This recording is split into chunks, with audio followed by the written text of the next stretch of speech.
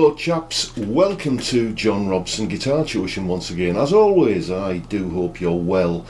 Now then, today we're going to continue from where we left off last time. If you recall, what we're doing is taking a tune and building it from the ground up.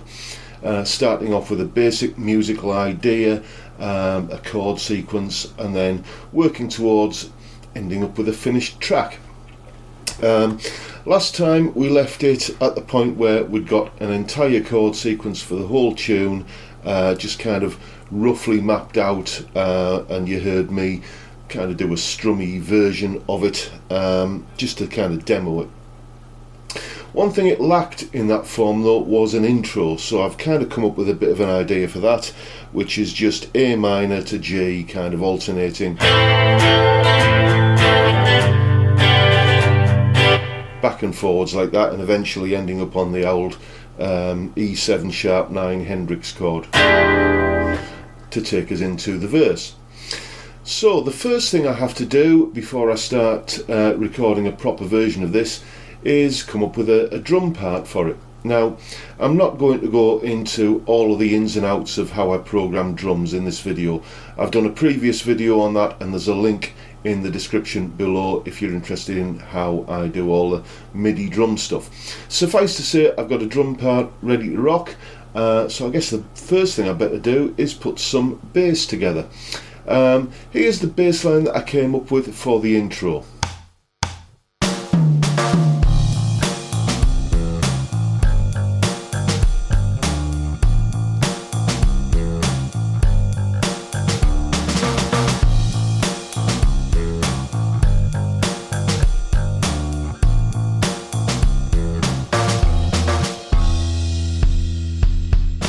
And here's the bass line that I came up with for the verse. Now if you remember, the verse is a series of chords: an A minor chord, a G chord, a D chord, and an E minor chord, or E minor 7th I think I ended up using. And all of those chords are kind of hanging off an A bass note, basically keeping an A bass line going continuously underneath.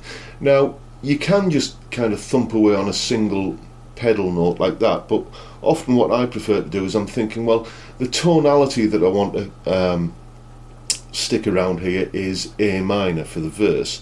So what I'll do is I'll just come up with a little A minor riff on the bass to kind of sit underneath all of those chords, using A minor pentatonic basically, and that sounds like this.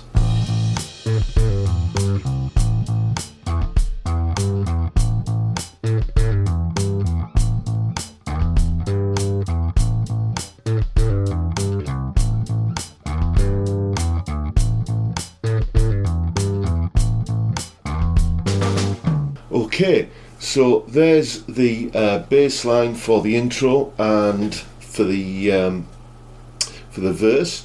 The bass line for the chorus just basically follows the chords exactly as you would expect, just kind of mainly playing roots, or in some cases where we've got an inversion chord, like where we have a B flat with a D note in the bass, then the bass line will play that D note, for example, that kind of thing. Anyway, the point being that there's nothing really of any note or significance that I'm doing elsewhere with the bass. Basically I'm just outlining the chords. If you'd like me to do a lesson on some kind of basic bass techniques, then just let me know in the comments. Anyway, moving on, it's now time to put some chords into the track, and I always like to begin with an acoustic guitar part, even if it ends up getting erased and I don't use it. I always like it there as a kind of starting point. Something else I always do is double track all the rhythm guitar parts. Basically play exactly the same thing twice, usually, maybe with one or two variations, and pan them hard left and hard right.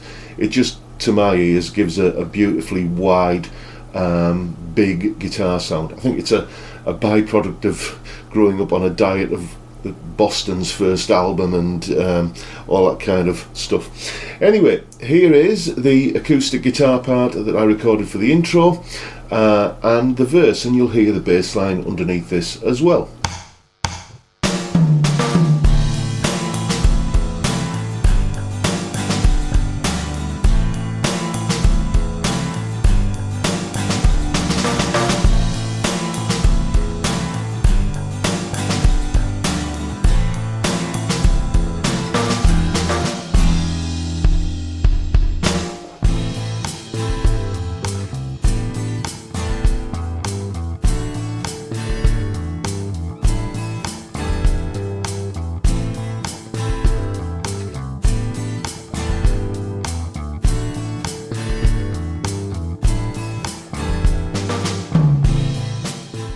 And next it's time to start adding some electric guitar.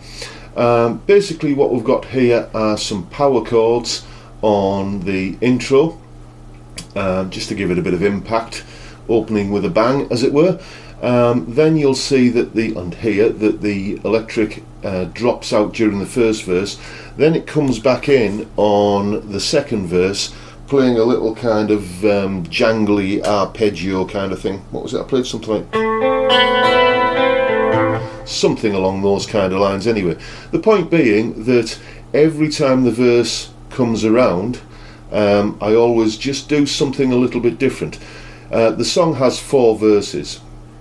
Verse 1 will just be the acoustic guitar, verse 2 adds that little arpeggio part. There's something a little bit different going on verse 3, and then verse 4 we kind of strip it right back to verse 1 again. It just keeps it interesting rather than just doing the same thing, copy and paste every time.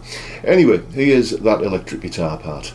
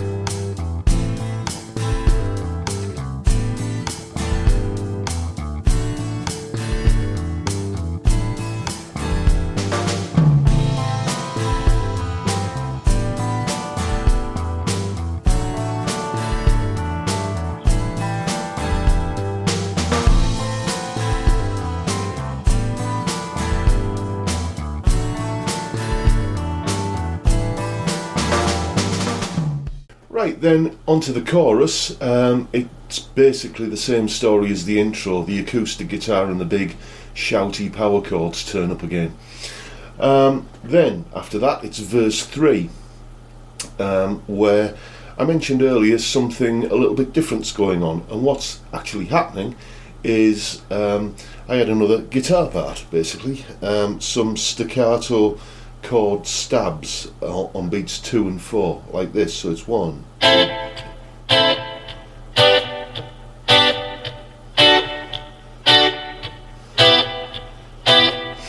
And what I'm doing with that is I'm using a tempo based delay, as you'll hear in a moment. This is a trick I like to use quite a lot. It's very useful. You'll hear a similar thing on the intro to Kaylee by Marillion. What you do is you set the delay to come back 3/4 of a beat later.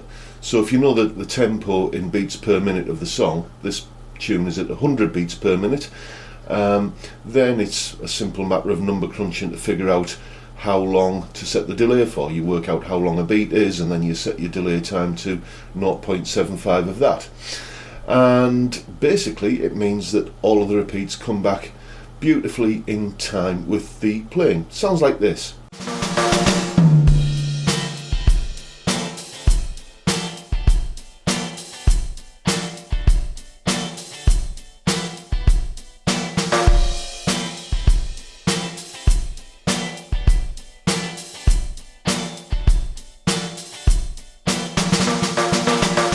It's also a technique that you can use to kind of make your guitar playing sound a little bit more busy than it actually is.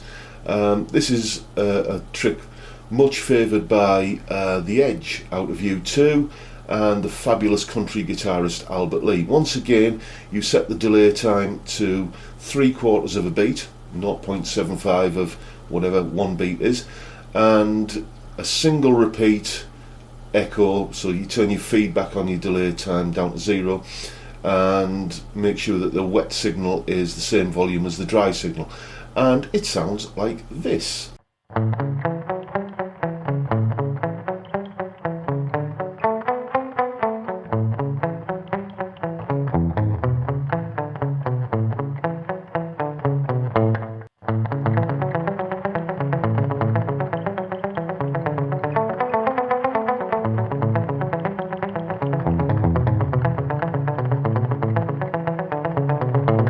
Please remember that if you're going to try this live using tempo-based delays, then you really have to impress upon your drummer the importance of keeping a rock-solid, steady tempo with no wavering whatsoever. And good luck with that one. Yes, do let me know how it goes.